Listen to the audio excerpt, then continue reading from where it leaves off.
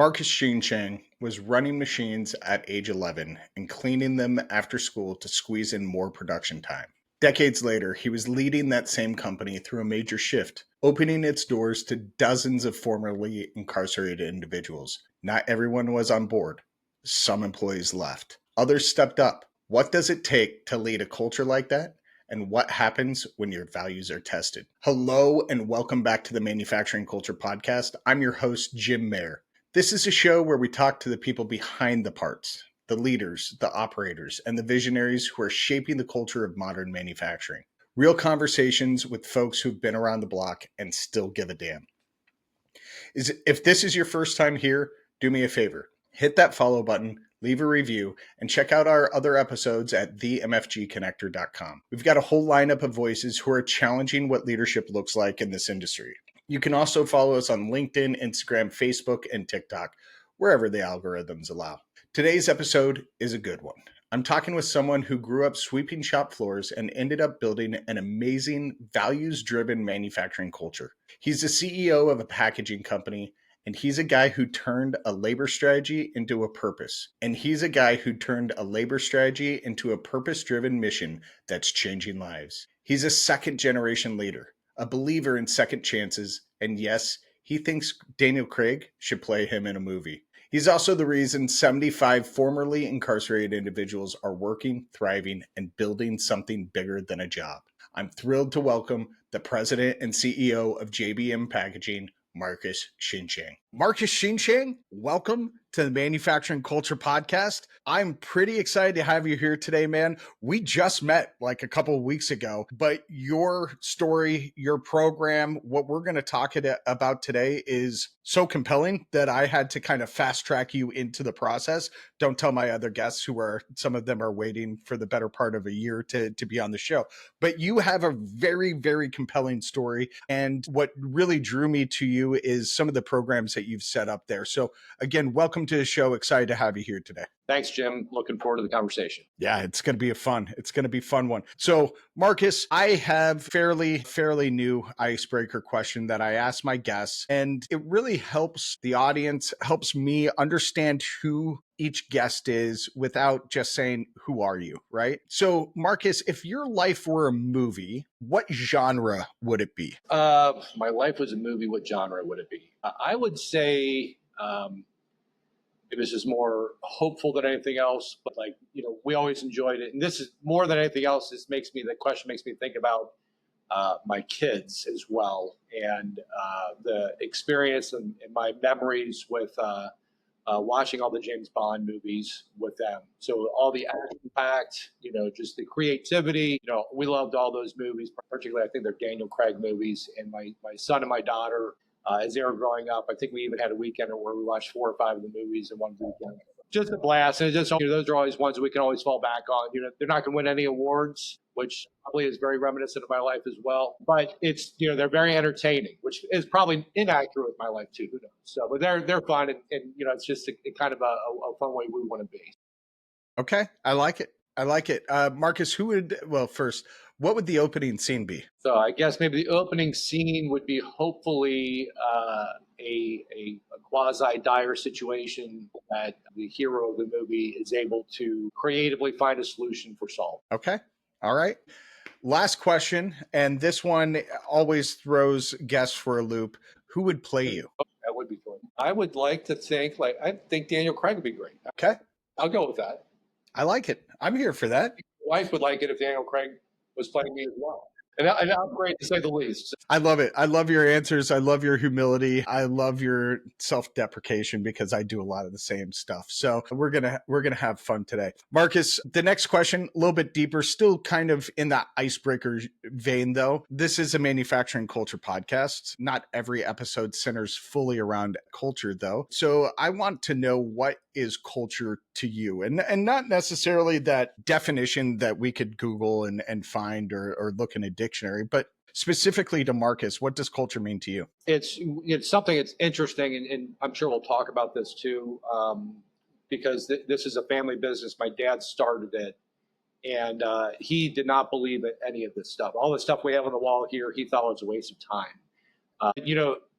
But regardless, every business has a culture, regardless of if you want one or not. And my dad was a consummate entrepreneur, very proud of him and what he built here. I will say it's pretty it's more of a partnership culture here, I feel. And what I mean by that is, my dad set the example for me and for a lot of people at JBM to always be behind loyal team members.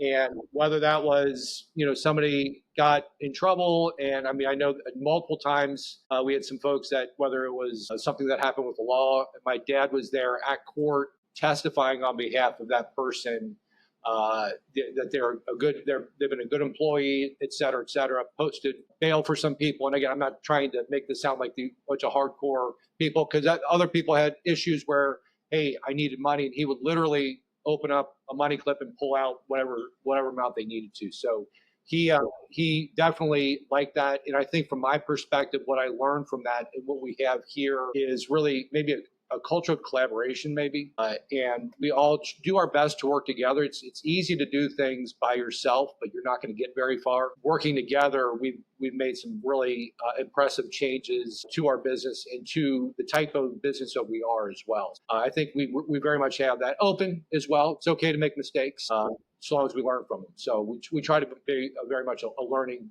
company. Awesome. I love that. Marcus, briefly tell us your story. What has your story arc been to get you to talking to me today as CEO of JBM? Well, so I'm 49 today. My dad started today. Well, not today, but like. Oh, okay. So sorry, misleading there. Christmas, maybe, actually. So, okay. But the fact I've worked here since I've been very young. I've worked here since I've been 11. So I've seen the business go up and down. I've always wanted to come back and work here as well. So I worked, I did all the jobs, on the floor, customer service, that type of thing, manufacturing plants, and loved it. Loved the equipment, loved the people, loved the products that we make, liked the creativity that we have for our customers. That whole period of, all through, high school, like when there was a snow day during grade school, we would come in and run the machines. When there were snow days during high school and, people weren't able to make it into work, me and my sisters came in for work. So JBM stands for Jennifer, Bridget, and Marcus. So I'm the youngest of the three there. Those are what the three initials stand for. And that family aspect was pretty neat to me. And my sisters have more difficult jobs than I do, in the sense that they raised great families, and they were not very interested in working at JBM. So I've worked here since being young, and they never got involved with it. But ever since that point of time, working with my dad was a blast. He was the best man at my wedding, so we were very good friends. And it's tough too, because there's definitely friction that goes with that as well. But I worked all through here, and left, graduated from University of Cincinnati with a finance and accounting degree. Chased my wife to Chicago, and my dad's like, "Are you going to come back?" And I said, "I promise you, I'm coming back." And ultimately, I told my wife we'd be there for 2 years, and as any dutiful husband, she kept me there for an additional year. So then we came back here and have just been kind of running it ever since. So it's been a lot of fun. Great. Great story. And so starting in the shop at 11 at such a young age, what are some of those early memories you have of being on the shop floor? People. Yeah.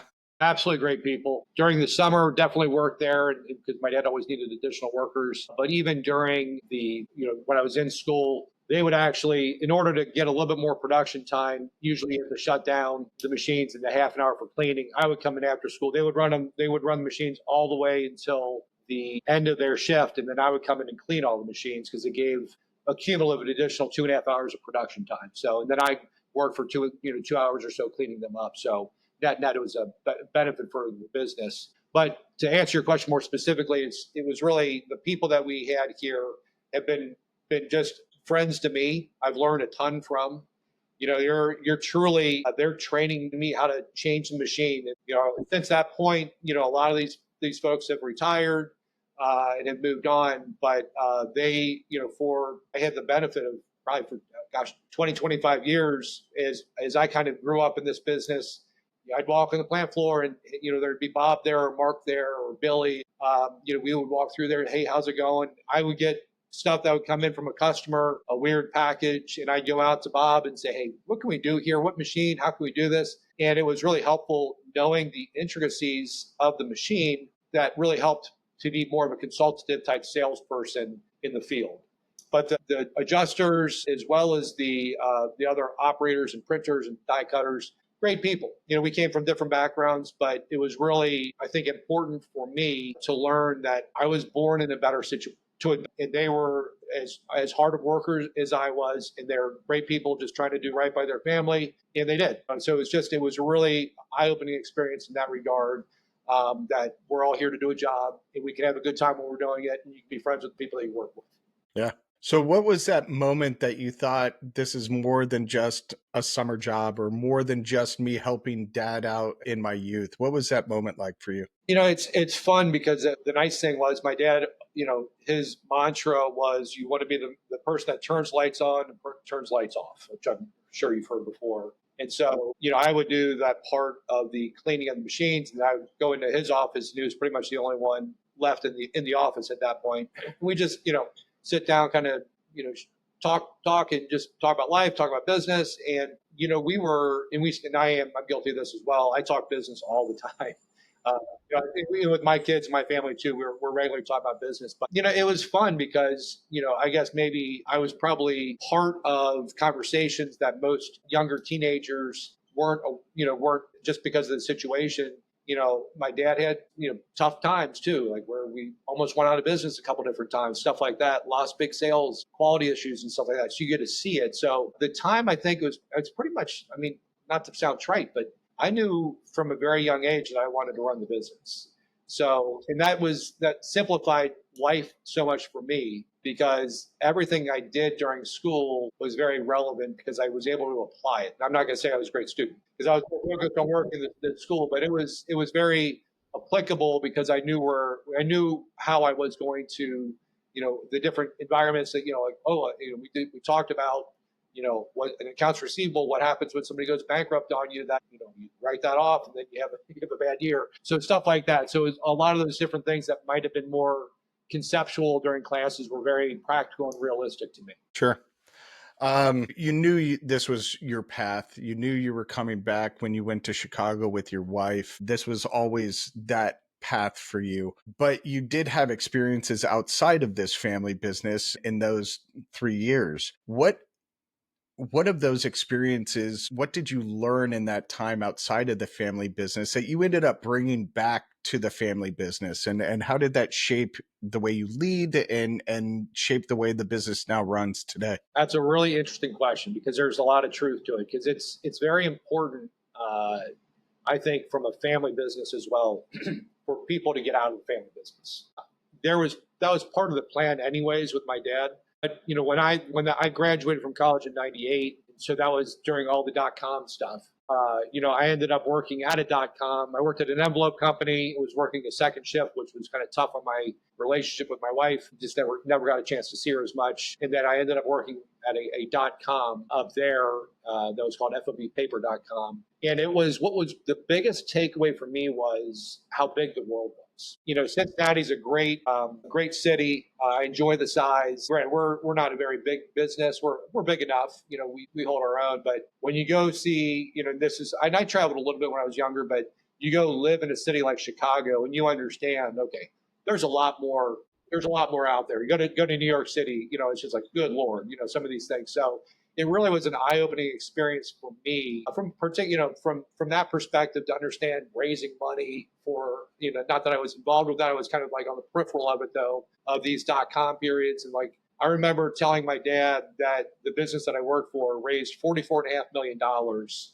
And he was so mad at me. He's like, I have a hard enough time borrowing $2 million for a new piece of machine, yet you guys have some .com idea. And it's just kind of funny. But again, even that experience was great because if I would have stayed in the family business, I would not, certainly would understand a little bit of that, but to actually live through it, and I was actually technically laid off from that business, which is an interesting experience. I was rehired the next day, but I didn't know I was going to be rehired the next day. So it's like all those different things. You learn about yourself. You learn about the potential markets out there too, to see how big things could get as well.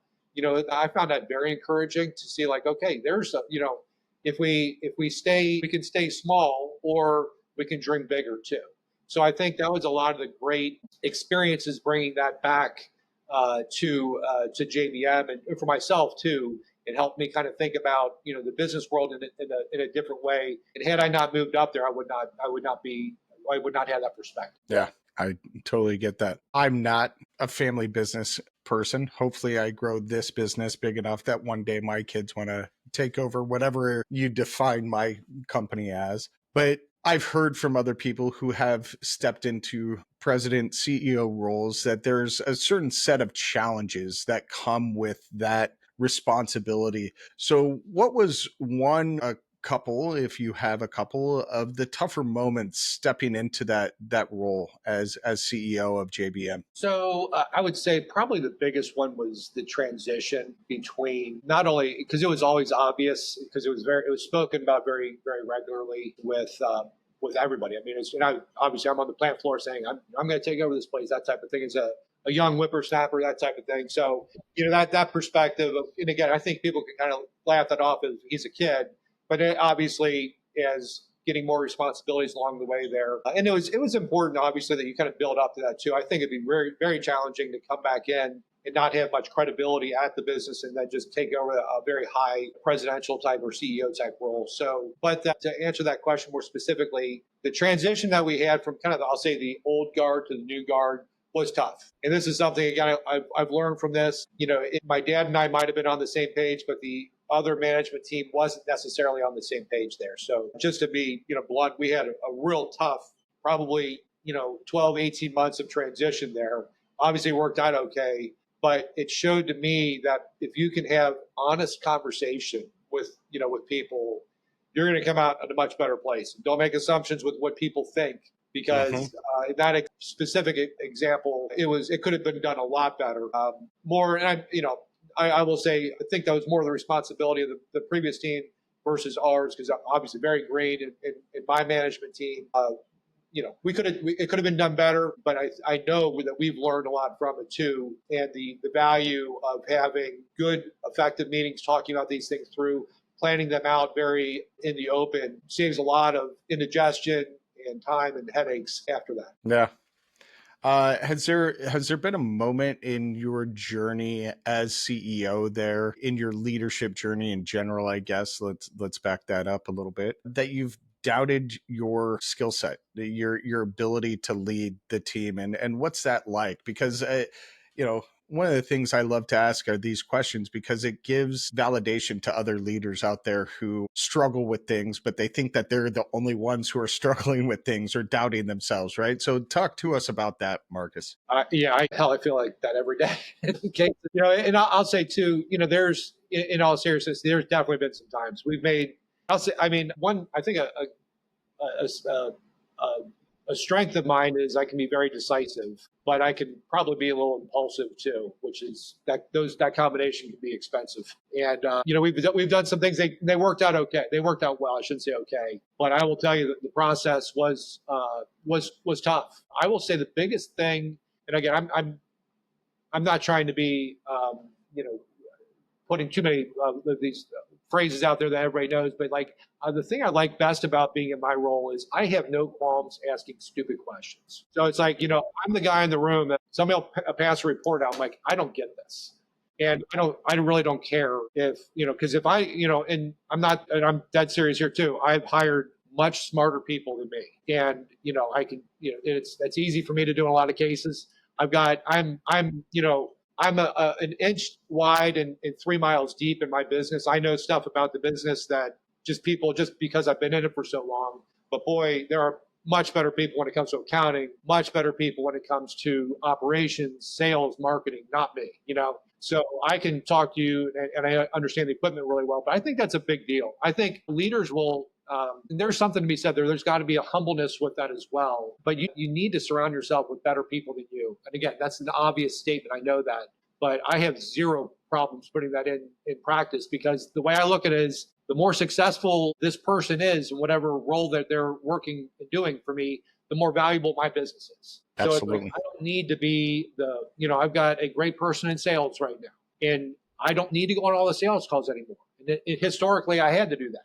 And now Jesse's a rock star and she can just take care of that. And it's just like, I feel so fortunate. We've got, great things. We're bringing new stuff to the marketing world. I have no idea about some of this stuff. And Ashley, I get to ask her a ton of questions, and she's, I know, bored to tears sometimes repeating the answers because I also repeat questions a lot too. But no qualms there. My CFO, again, is great, super bright, got a great depth of knowledge there too. And operations, the same thing. So and saying all that, you really, I go through a lot of periods where I'm like, gosh, I don't know if this is right. And a couple of things that we've done here, I think, and you probably talked about them before, but we've got a board of advisors, and it's not fiduciary. So, these are people that I think I pay them, $2,500 each for these meetings. But boy, they're great because they add a completely different perspective to it, because they're obviously business people, but they know me as well. And I'll tell you, probably the most beneficial aspect of my board meetings is me creating the material for the board book, because you're going through all of that. And frankly, by the time I get through it, I'm like, okay, I feel better about the path I'm going down. But then presenting it and talking it through with another three very bright people, not always I don't always agree on it, and sometimes I go my own way, but that is a big benefit. I'm in a CEO group called Vistage, and that's also been very beneficial to me. My business coach is another rock star who's been with me for probably, 15 years or so. And she's been great. And just some of the lawyers and outside accountants also, they're more friends than they are, vendors or whatnot, because we have very frank conversations there too. But I think if anybody that does listen to this, quite all right to not, I think my video is frozen. You're fine. It'll be uploaded individually, each server, and then Riverside blends it all together. So sorry about. So sorry. What is that saying again? It's struggling to record is what it's saying. So anyways, I'll get back here. So I think when it comes down to people that are, that if they might be questioning themselves, that's okay. It's like, that's part of the, you're being tasked with things that there's no way that you can know all that stuff. So long as you've got a great group around you and behind you that can help kind of process these things. I think there's certainly, it's not odd to feel that way. And it's certainly not to ask for help. Do not be too proud, because that will also be very expensive. Yeah, I talk a lot with shops about that concept all the time. We work in an industry where pride exists, right? Because we're proud of the things that we make, we're proud of the things that we build, and that does translate to ownership sometimes, right? And so I try and get the message across to people that it's okay to be proud of what you make and what you build, but if you feel like you're the smartest person in the room at any time, it's time to clear the room and refill it with people who are smarter than you are to complement the skill sets that you are lacking as a leader, right? And I think that's part of what drew me to you originally, was you have that mindset. And we'll get into maybe if that's developed or if that's learned or if that was just innate in you. But I want to talk real quick. You've got your poster behind you and the audience can all see it, your vision, your values, your purpose. Part of what you've built there is driven around purpose, right? And so I want to talk in a moment about your program, your Fair Chance program. But what did it take to get that buy-in around some of these practices, these purpose-driven programs that you have there, and how do you operationalize that? That's a good question, and this is a process, and I never thought of it as that, because it seemed like something like, okay, we'll go to a meeting, we'll find our core values, and then we'll post them and we'll talk about them, that type of thing. And the purpose, same thing, I love our purpose. I love our core values. I love our vision. They do align so well. And anybody can read books. I did the same thing. You understand, read the Collins books and stuff like that. Good to Great, Built to Last. And it's interesting though, that some of this is it's a bit of a living, breathing animal in some cases too. So I'd say, like, we're talking right now actually about our values. Like, are they the right values? Are they of who we are as a business? You can see the tree behind me, and I love this. I saw this an image of something like this when I was on a trip, and I love the way that all the core values are kind of the foundation of the tree. So our core values are what we built our business on.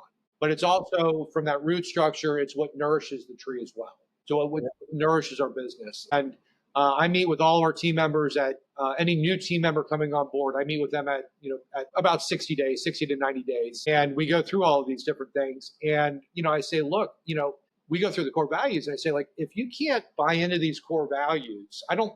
My joke is always, I'm like, I don't think I'm not asking you to join a cult. The core values: collaboration, grit, growth mindset, innovation, ownership, passion for a better world are our core values. So those to me, there's something you can live by. But I said, like, when you're underneath the roof here, those you do have to abide by those. And if you can't get on board with that, we're not right for each other.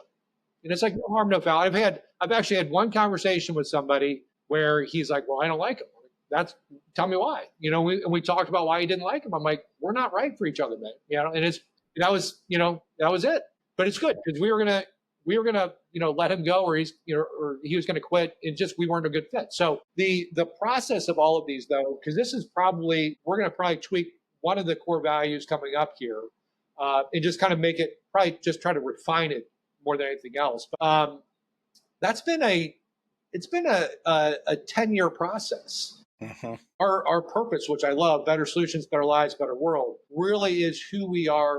The better solutions is trying to find, answer problems that our customers are having and create a better solution that we can sell for money. You make good money off of it, but our customers feel good with it too. Better lives are all about our team members being the best version of themselves. What programs can we put in place for that to occur? And better world is we want to be a good company in our community.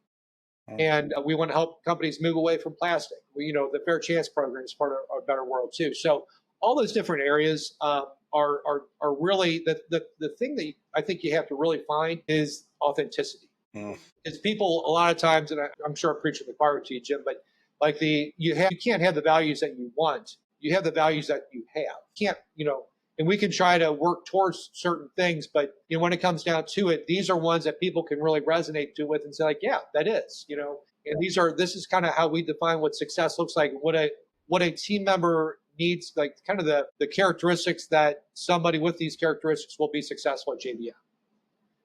And if we live our purpose, we will be a very successful business for our customers, for our team members, as well as our community. So all of that, and I'll say this is too, like my CFO was the one that came up with our purpose. I didn't come up with that. That's great. So these are things too. It's like, this certainly isn't certainly not by me. And it was done by, our group as a whole as we talk these things through. But I don't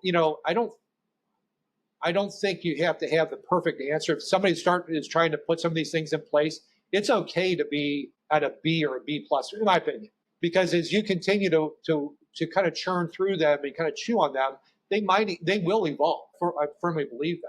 And I don't think there's anything wrong with that, because people have to evolve, businesses have to evolve, team members have to evolve and get better too. So that's just kind of part of the game, I'd say. Yeah. Quick aside here, and this may be deleted, it may not, I don't know. But when I started my company, Marcus, I came in hot, company culture consultant for manufacturing, right?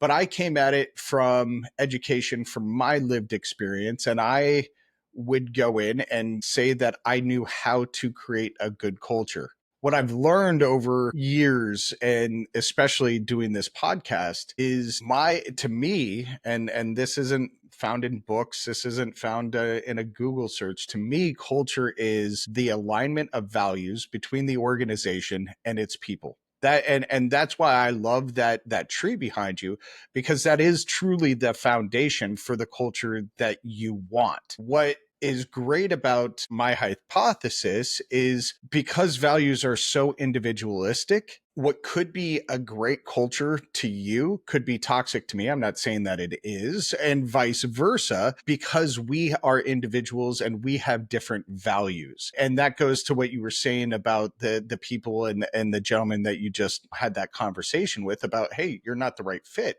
But those values then provide the organization with that North Star, with that guiding light to make hiring, to make firing, to make business decisions outside of data that can really shape the organization as a whole. So I love everything that you just said. That's really neat. And I like your the way you phrase the culture is a lot better than I did. I like that. It's really good. And it's so true, because something that really is, we've talked about this, because again, being honest with you, our culture, I feel, has taken a step back. So we are in the process, like right now, of reinvigorating it, getting momentum around our values, getting that momentum back around our purpose, our vision, all of that. So it's interesting just in that sense too, because you got to continue to work on it. And that's something that I probably, as a CEO, not probably, I own that, I'm responsible for that. Yeah. And that's, it's been we've had like our HR department got really big, and we kind of had some cutbacks about a year ago. And it just interesting, again, just cards on the table here. We lost momentum on some really important stuff that's hard to see, but I saw it through my 60-day meetings. Like, crap, these folks don't know our core values. They don't know our purpose. We had a meeting, I don't know, maybe a month ago. So we have quarterly meetings where we go through our financials and stuff like that with all of our team members. But these are smaller ones. And I asked people in the room, I said, what's our purpose?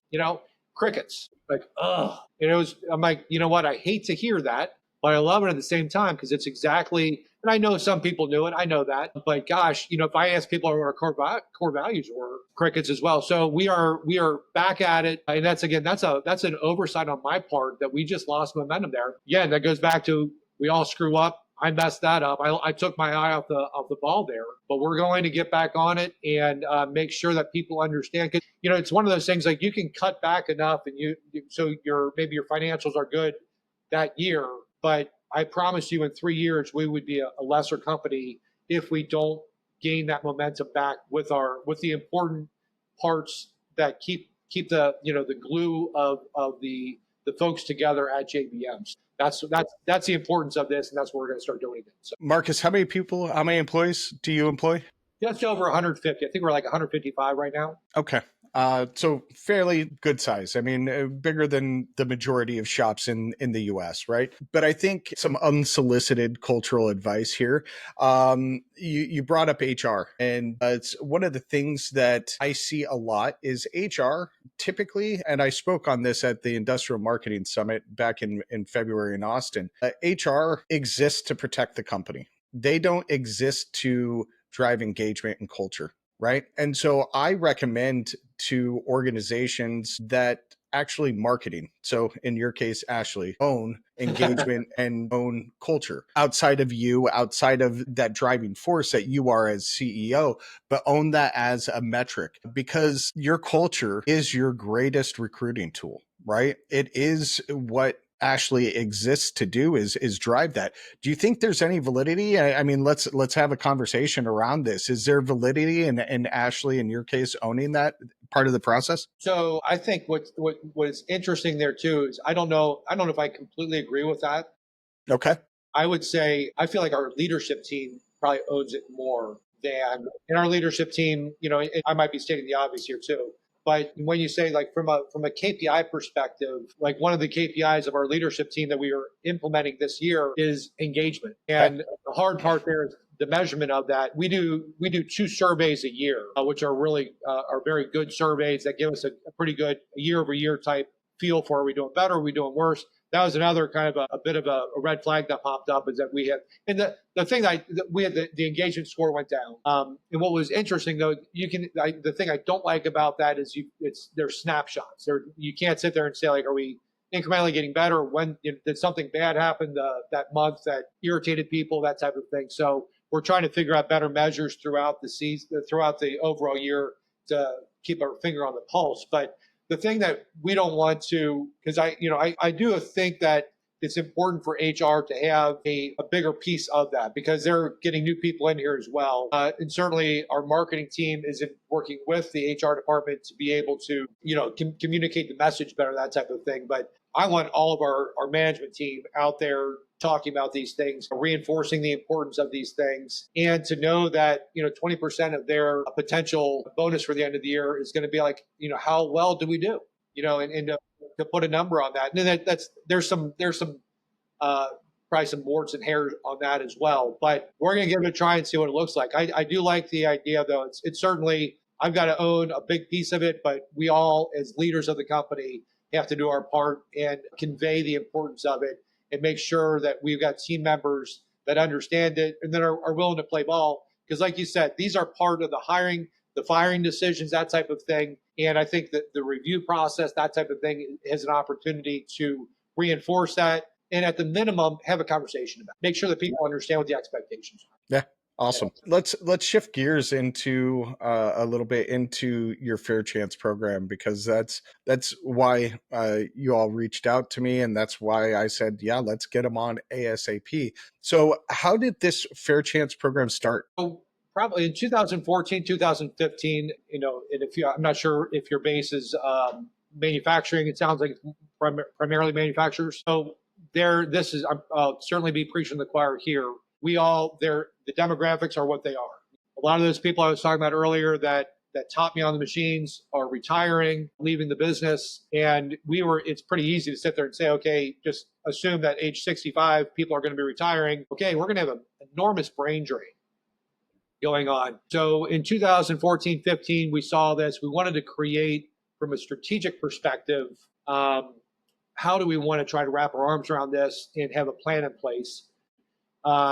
We knew that was, we wanted to be a growing business as well. So we were going to need to not only just be hiring people, but, hiring better people. Hopefully they'll obviously not have the experience that we probably need, but we needed, learning and teaching in that too. So looked around here and said, like, what are the biggest pools that we could try to find people in? The first one that really came out to us was we've got a lot of high schools in our area that a lot of the kids don't go to college. So that seemed logical. I don't know how many school buses, pizza parties, all that type of stuff that we put in here. I mean, the number of pizza boxes that we probably threw away over the years was crazy. We did that for probably 18 months, and I think we hired 3 people. 2 of them lasted for a month, and somebody lasted for 6 months. And we were trying to, and again, this is a two-way street. We probably could have done a better job here too, but we were trying to show these, seniors that manufacturing can be cool. That manufacturing, you can have a good paying job, that type of thing. But we were not able to communicate that, or we were not able to find the right people there too. So it was a frustrating process that we were going through, and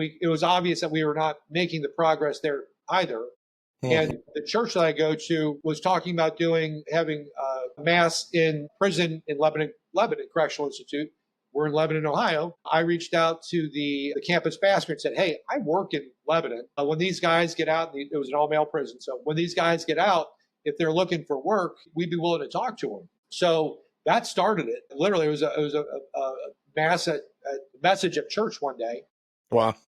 They connected, the campus pastor connected me with somebody that was in the ODRC, which is the Ohio Department of Rehabilitation and Corrections. And ODRC has been great to work with. They really have. They're the first ones to tell you that they're a bureaucracy, that it's slow, and it is slow. But they really are. They want the felons that are coming out of prison to get jobs and be successful. And they were great to work with, and they really allowed us to have a successful program there. So realistically, we started that in 2016, and right now I think we've got 75 Fair Chance team members, right around that number, of the 155 people, and that number is only increasing. A lot of our new team members coming on board here, we're getting better and better at it too, and I'm happy to share lessons learned here as well. But it's changed who we are as a business, because I'm a very conservative person.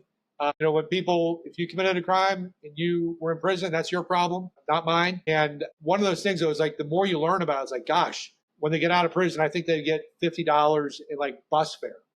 Right. And they go to a halfway house. So it's like you learn more about the plight of that person, that they made a mistake. And are they going to be forever impacted by that mistake? And they will be if they can't get a job, And so we learned about it, and it's really part of who we are as a business. It's part of like kind of the DNA really of who JBM is now too. So what are some of those lessons you've learned? Well, when we started, like I said, the prisons were great to work with. We were trying to be very respectful of the people coming out. And so we did not share with our leadership team who was fair chance and who was not fair chance. And so there was immediate distrust between the steering, committee and then the leadership team. The steering committee is more like the executive team. And so we had it out one day, like, well, we don't even know, you guys aren't sharing this information with us. You don't trust us. And we're like, we're just trying to protect this person who we don't want them to be labeled as a felon. And so we talked about it, like, you know what, you guys are right. You should know who you're working with and all that stuff too. So we changed that, and we got the trust back of our leadership team through that process. A big one, probably the biggest one, really was the communication efforts with all of our team members. If somebody is interested in doing this, you cannot communicate enough about this, because it's easy for, if somebody's the CEO, for them to sit in their office and say, we're going to bring this other group of people in here. They're going to work side by side with our other team members. If you put yourself in their shoes, I wouldn't feel that good without really knowing more about it. And so we talked a ton about it. My door was always open to talk about these things. And as I said, we have very regular meetings. Back then, we actually did monthly meetings with all three shifts. And so we told them, like, guys, we need to plan for the retirements. We need to plan for growth. We think this is an interesting group of people that we can talk to and work with. And it took some time, but I think, and there's probably, I would imagine there's still people on our floor or within the company that might not love the program. Through that efforts and through really open communication, 100%. It's always open. We've got an Ask JBM box where you can put anonymous questions in there. Somebody put in there, I don't want to work with those people. I like this place better when your dad was running it. So it's like, okay, cool. So, it's like, so, and I answered all those questions. So it's like, it was a great opportunity to say, we were not a fair chance company in the past, but we are now. And if you don't want to be part of that, you don't have to be part of that. You can leave. And it was pretty much that blunt of a message. And I've had people in my office too talking about these things. And so I think, and if people are very honest, I mean, I know even in my own family, it doesn't take too many people away from you to know somebody that's been to prison. And nobody wants to be judged for the rest of their life nobody wants to be judged for the rest of their life on the worst day of their life. And I think through grace, you have to give people a second chance. First and foremost, I hate saying 100% because that's so, such a 100% exclusive statement, but I do think it's 100% of all of our fair chance are because of drugs. Whether it's burglary, it's because they were stealing because of trying to get money for drugs, or they were caught up with a group of people because of drugs too. So there's that big issue there as well. Yeah. I get that. And I imagine, just as you have to build trust with your leadership team and your non-fair chance employees, you also have to build a bit of trust with the people who are rehabilitated, coming into the workplace for the first time, sometimes a decade and a half, right? These aren't necessarily people who are just in for a short amount of time. Talk to us about how you help build that trust back up for those people as well. It's crazy if you think about this and you say, if you were in prison for 7 years, think about how different, this stuff is. Absolutely. Your phone is going to be, there are people that we had a guy that just got out, it's probably about 6 months ago now. He couldn't figure out how to dial on the phone. He's like, where are the buttons? So it's just stuff like that, like how much changes in that period of time. We found this to be, and I don't want to proclaim anything here. This is just his work for JBM. So I'm sure other stuff has worked for other people, but we have 2 life coaches on staff. They're FTEs. They've been in a huge part of building that trust between JBM and that team member, as well as being there for them as they transition back to society. Got it. And I'm not sure how much you know about prisons, but when you get out of prison, you're most likely going to be on parole. And during that process, you're going to first stay in a halfway house. The halfway houses are, in many cases, worse than the prisons. There's drugs. One guy told me a story that as he was coming into the halfway house, they were taking somebody out in a body bag that had OD'd and died. So It's like, that's what you're coming. So, you're coming out of prison, your head's spinning, things have changed. So you've got that. So you've got that stability problem right there. Our life coaches are very understanding and have great experience there. They meet with, this is mandatory. this is work for us. Anybody that comes on board that's fair chance has to meet with our life coach once a week for 6 months. Got it. For that, it's more, it's up to them. But that allows them to have some place to, hey, where do I get a car? Where do I find housing? That type of thing. Answer some of these other problems. We help them with transportation because we one of the temp services that we work with that understands our program really well. They've got transportation back and forth for us that they go to these halfway houses. So that's a huge hurdle for people coming out of prison. They most likely don't have a license. They most likely don't have a place to stay. And then most likely, many of them have burned the bridges with their friends and family. So they truly are rebuilding so much of their life back. That life coach is a stabilizing force in their world. But that's a person that can receive, provide feedback. I'll say you get to a point of critical mass maybe when it comes to like our second and third shifts have the majority of our fair chance, or many of our fair chance team members. And so there's a bit of a community forming on those shifts too. So if somebody were to start a program like that, understand that probably the first 3, 5, 7 people will be uncomfortable because there's not many other people most likely that have the same situation that they do have. Yeah. So that is an area but once you do reach critical mass, it really is good because, the way I've kind of described this for team members coming on board to say like, hey, success for me looks like, this fair chance team member in a year, kind of you wrapping your arm around this new person coming on board saying, I was there.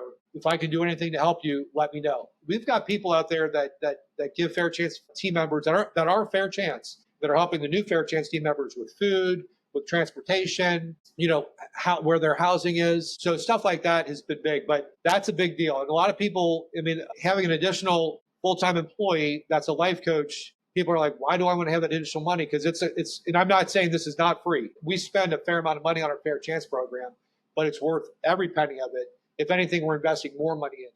So that's been a huge area of stabilization in helping those fair chance team members. Another big area for us too was really partnering with other people within our community that help. So there's a great group called Wheels, and we financially support Wheels. That Wheels basically gives away cars, and they're a car. It's going to get you from point A to point B. So it's a $1,500, $2,000 car. We at one point, this comes back to the stupid decisions of Marcus, we were going to kind of get in the car business. Like, well, if we had 3 cars here, we could let them use these. And we called our lawyer. He's like, that's the dumbest thing I've ever heard. Like, you guys are praying for a lawsuit. It's like, okay, we won't do that then. So we partnered with these guys though, and they're actually part of the church that I go to as well. And I think we've given away 45 cars. We've been part of that. 45 cars. And it's done in a very great way because it's supporting their mission that they have. And then the facial expressions when our team members get a car is great. Now, they don't just get a car. We have a program that they have to go through. They have to save money. They have to go through a budgeting program, which is kind of modeled on Financial Peace, the Dave Ramsey Financial Peace. And if they save $1,000, I think we match them $1,000 too. I think that's right. So they have money for that so that they're ready for if and when the car breaks down, because it probably will. They have money set aside for that. But they do that. They kind of cross those hurdles. Then they're able to get a car from Wheels. So stuff like that's big. We also have a lot of great relationships with landlords that are felony friendly. And we know that, and because it's housing, I'm sure in Phoenix, housing's probably tough. It's tough here too. Yeah. It's only more challenging if you've got a criminal record. So we know people that are kind of going through that process, and they understand where we're coming from. And again, it's a great time when somebody can leave that halfway house and then find their own place to stay too. That's awesome. What's the selection criteria like to be part of this program at JBM? Good question. So, we have criteria set up so no crimes against women, no crimes against children, no sexual crimes, and we look closely at violence. So with all of that, I'm not trying to judge those crimes because I think there's only one person that can judge those crimes. And that's not me. With this, though, we have to be aware of what our other team members are ready for. And so, we've gone, the fourth one used to be in the past, no murder, no capital crimes. And what was interesting was somebody came to me and said, like, hey, can we talk to you about this one person's background? So sure. And he's like, well, he was convicted of murder. Okay, like, well, we don't accept that. Like, well, can we talk? Sure. So, and it turns out this person was, I want to say he was 50 years old. He was part of a murder when he was a teenager. And there was 3 or 4 people. It was all part, it was a lot of noise or whatever, but he was in prison for an extended period of time, 15, 20 years or something like that. So that was his only crime. So yeah, we're like, yeah, we have to look. It's hard to say something carte blanche on some of those things that, yes, that person, we are going to give that person a fair chance to be successful here too. And so we do, again, sort of like our values, our purpose has evolved. Some of these aspects of the program have also evolved. Okay. What's a training program like? Because I don't want to think anything other than the best of people, but I would imagine not a whole lot of people that are coming through this Fair Chance program have a lot of experience in the manufacturing industry before they're incarcerated. So after they're rehabilitated, they're previously incarcerated, they come to you, they're selected. What is that training process like? So we've got a part of our business is contract packaging, which is very straightforward. It's a lot of it's packing cartons, packing seeds, that type of thing. So it's a great way because probably to maybe talk further about the criteria. You have to live our core values and make this place better as well. That's pretty obvious. And through this, some of these what we did historically was we put them right into our kind of the lower level operator type role, which is kind of our entry level role for us. But that still requires about 6 to 8 weeks of training, which is expensive. When you go through all that and because just because somebody's fair chance doesn't mean that they're ready to work either. It goes both ways there. So we want to make sure that people can come to work on time, that they can be attentive to quality, that they're a good team member, those types of things. So this contract packaging role is a new business that we kind of have been starting over the past 2 years. And part of the reason why we wanted to do that is it's a great way to vet people in their readiness for work. So they can be revenue generating much faster. And so with that, we can train them up in literally an hour. And some of the stuff we have is very straightforward. So in that way, and it's not, by no means is it brain surgery. It's pretty repetitive stuff, but it's a way to figure out if this person is a hard worker, again, if they can come to work on time, if they're good to other people. And so after they do that for some period of time, then we would promote them to the operator role, which is more money. And then they're kind of more into more of the more complicated roles within JBM. Something else we've just started with too is we're training in the prisons in London Correctional Institute. So we actually have 3 pieces of equipment in London. We went through the process of actually manufacturing work in there. So what that means is some of our equipment's pretty small. It's maybe about the size of 2 of these tables together. So we'd had them in the past at one of these prisons, and we would train them on it, but we never had them do live jobs. So they go through changes, which is important. But through that, it's better if they can actually run live work, because then they understand that, as your manufacturing audience knows, this stuff happens when you're running work. A score moves on you, a bolt loosens, quality hurts, a gummer falls off, that type of thing. You run out of adhesives, that type of thing. So all those different things are stuff that we are now, this happened about 3 months ago, that we're actually running work in the prison. I don't know for a fact. I don't think we're going to make much money on it just because all the headache that go along with it. But that's really not the purpose. The purpose is really to train these guys up. All male prison. When they make a change, they actually get to run a live job. And so when they get here, we had a person that came through that process. He started with us about 6 months ago, and we had not had the running the live jobs yet. And I asked him what his thoughts were about that. He's like, that would be great. He's like, I've learned so much in the first, month of running work here, how different it is than just doing the job. So that's been great. Again, that's the ODRC has been fantastic work with there. We really want to broaden that out even further and to do some contract packaging work in the prisons at a later point too, because the way I look at this is it's a vetting process for new team members. We can certainly get people that are going to be coming out of prison, and they can do some work like that, but they'll know our paperwork. They're going to know the type of work we do, the quality that we expect. They'll have already been trained here. I would imagine if they can do that, they would be able to bypass the contract packaging role and go straight to the operator role. So that's a cool part. I'll say another very neat part here, and then I'll get off my soapbox, is when they go through the training in London, we pay them a fair wage. I don't know the exact number off the top of my head. Some of the money goes back to the prison. So It's beneficial to the prison as well. But the person that just left prison, he left prison with $4,500. Wow. It was beneficial for us. He's a trained up person. He's also, not walking out with $50 in the bank account. If it's a longer term thing, they could also be able to, maybe provide gifts for their kids, their wife, or their spouse, or whatnot. So lots of great aspects of that program that we're really excited about. Love it. We've talked about your values. We've talked about your purpose. Let's talk about the vision real quick. We're going to start wrapping up the conversation here. But as you look 5-10 years down the road, what do you hope is true about the organization and the people working in it? The thing that we want to, and I mean this in a humble way, I really do, but we really would love for other people to understand that you can do good work. We all need to make money. We need to be profitable. But during that process, you can also be a good company. You can help your team members out. You can be a good corporate steward, that type of thing. So we want to show people that it can be a sustainable business. We can, part of our business is helping companies move away from plastic to more environmentally friendly packaging. So stuff like that. And this is, again, we're not trying to say, look how great we are. We're trying, one of the reasons why we're doing this podcast is really to show people more about the Fair Chance program. Because trust me, I was very biased about it before learning more about it. So I'm sure there's more conservative people out there than me, but I was pretty conservative. So this is a way for other people to know about this, to say, like, there are companies out there that have done this before. Don't try to go cowboy and do it on your own. There's companies, I think most companies, like the way we learned about this as well, as we were going through this process, we looked at a couple different organizations in Cincinnati, and it turns out there's a person down the street that has hired many more people than we have, and he opened the doors to us. So we want to be very open with other companies too, to say, hey, if you're curious about this, we're happy to talk to you about it. We've already hosted a lot of people. I've been spoken at some of the conventions that we're a part of in the associations and stuff like that, and sharing it with our competitors on saying, like, hey, because this is something to say, gosh, none of us want to be judged by our worst day.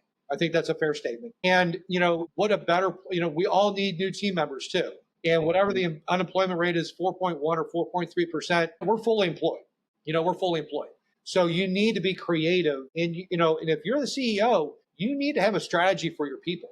If you don't have a strategy for your people, something, either you're going to continue to probably raise wages. And I'm not saying we're here to keep wages down, because we've got very engaged team members, but you're able to add more people. We're able to add more people so that we're able to run more product.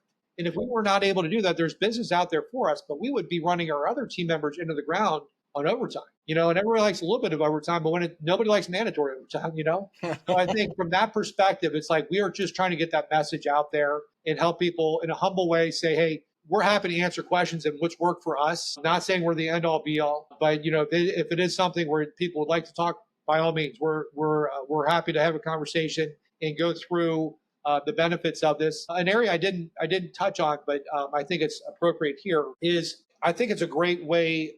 I think some of the younger generation coming up right now are probably more purpose-driven mindset than certainly I was. And I think this is something too that you can help them understand that, yes, we need to be a profitable business, but we want to do good. And it's changed, our purpose has changed me as a person, changed my family, and it's helped in the sense, I think, change the perspective of many people, non-fair chance people at JBM. To say, like, gosh, I never thought about this. I didn't want to work with that person, And now that I understand the struggles that they're having, I have a softer heart. I can't prove this, but I firmly believe this, that we're able to retain people that might leave, because you can always find a job that pays you more. But, it's something too to say, like, I've got a good paying job and we're doing something good. I know there's something there. So it's a big deal, and I think that's something that when I look back, and I'm in retirement, to say, like, gosh, how many spouses have been reunited? All these guys, these men and women want to be a good spouse, husband, wife. They want to be a great father, mother to their kids. They've made mistakes. They need, first and foremost, you need a job. Everything's harder without a job. And if we can be part of that process, they're on their path, but if we can walk next to them and help them to be a better version and be a better parent, be a better spouse, that type of thing, it's a huge win. It's a huge win for us as a business, for that team member, but for the community as well. Much better to have somebody that's a tax-paying citizen versus us paying money to keep them in prison. And it's not, that's not the grace I think God wants us to have in this world. We need to be graceful to other people. Yeah. Marcus, this has been a great conversation. I appreciate your vulnerability. I appreciate the program that you've started there. We haven't even talked about your sustainability programs there. Probably could have done a multi-part episode, but maybe we'll just have to have you on again in the future and we can tackle another tough topic. But before I let you go here, what haven't I asked you or what haven't we discussed that you want to share with the audience today? This is kind of a funny story that I think can kind of communicate a lot of this program in and of itself. So during COVID, my kids are 19 and 17 right now. So during COVID, I think they were 13 and 11. Just COVID was such a tough period of time, particularly for the kids. And we were actually very busy during COVID. So we needed as many workers as we could have. So my kids had all of 15 minutes of schoolwork in the morning, and said then they were done. And I'm like, okay, perfect. You can come to work. When you're the boss's kid, it doesn't matter. You don't need to be 18. So I had them running machines, and both my daughter Keegan and my son, they're out there. Amanda Hall was their trainer, and so Amanda's going through. Hey, this is how safety. This is the stop button. All these different things. And every night at work, after work, we come home. We talk about how many envelopes they made, what happened with their machine, that type of thing. It was very reminiscent of me with my dad. And I asked Amanda later on, I said, Amanda's one of our Fair Chance team members. And so I asked Amanda, I'm like, are you okay if I share your story with my kids? And she's like, sure. And so with that, we're all sitting around having dinner. And I said, how'd you do? I made 110,000 today. Fantastic. How's Miss Amanda? Miss Amanda, great. I love Miss Amanda. I'm like, well, let me tell you a story about Miss Amanda. A few years ago, she made some bad choices and was with a bad person, and she ended up going to jail for 3 years. Oh, there's no way Miss Amanda was in jail. No way, and all this stuff. And we said, yes, she made a mistake. She was in prison for a period of time, but she's now getting her life back together. And so my kids at 13 and 11 were just dumbstruck by this. Like, what do you mean? She's not what I think of a prisoner. And so it was a great experience for them, great experience for me. Yeah. And, it's so neat because Amanda is now in our HR department. She's the one that's going back into the prisons and recruiting for us. Very cool. So it's stuff like that. It's like it really is a way that I think we all need to be careful, and myself included, to not be so quick to judge and to give somebody the benefit of the doubt and give grace to somebody that's made a mistake and knowing that they can be a better version of themselves. I think you just gave me the title of the episode. Don't be quick to judge. Thank you for making my job easier on post-production there, Marcus. Marcus, again, thank you for your vulnerability, your openness, your willingness to share not only a really great program that is designed to help fill that skills gap in a way that is not the way that we have historically been approaching this over the last 20 years. And for being a good human being that is able to give that fair chance to somebody and not judging them off of their worst day. So thank you again for being on. Thank you for that vulnerability. Thank you for giving people that chance. Appreciated our conversation. Thank you very much for an opportunity to talk about this. It's very important to us. We just love to share the message, and would be happy to talk to people if they've any questions about it. Yeah, along those lines, how can people get a hold of you, Marcus? What's the best way? Certainly on our website, we've got a different way of contacting us as well. And probably through our website would probably be the best way. All right. Wonderful. Get a hold of Marcus. I'll put the website in the show notes. If anybody wants an intro, reach out to me and I'll do my best to track them down and make that intro. So thanks again, Marcus. Thanks, Jeff. Appreciate it. Well, folks, that's a wrap on today's episode. A big thanks to Marcus Sheanshang for showing up with honesty, humility, and a real look at what it takes to build a culture grounded in purpose. From running machines at 11 to leading a company that gives second chances to people who need them most, Marcus gave us a ton to think about. How we lead, how we hire, and how we show up for people even when it's not easy. If you enjoyed this conversation, do me a favor, share it with a friend. Text it to your leadership team. Send it to your HR folks. Talk with your grandma about it. These stories are how we start to shift the industry for the better. Make sure to follow us wherever you're listening. Rate and review the show. Make sure to follow us wherever you're listening. Rate and review the show. It really does help rocket us up the charts so more people find these episodes. And head over to themfgconnector.com to explore more episodes, check out upcoming guests, and connect with me on LinkedIn, Instagram, Facebook, or TikTok. Wherever you hang out, I'm probably there. You can also find merch, episode notes, and all the other shows we're building for the manufacturing world. Thanks for being here. Thanks for caring. And thanks for being part of this community. Keep building, keep leading, and don't forget, culture is a team sport. I'm Jim Mayer, and I'll see you next time on the Manufacturing Culture Podcast.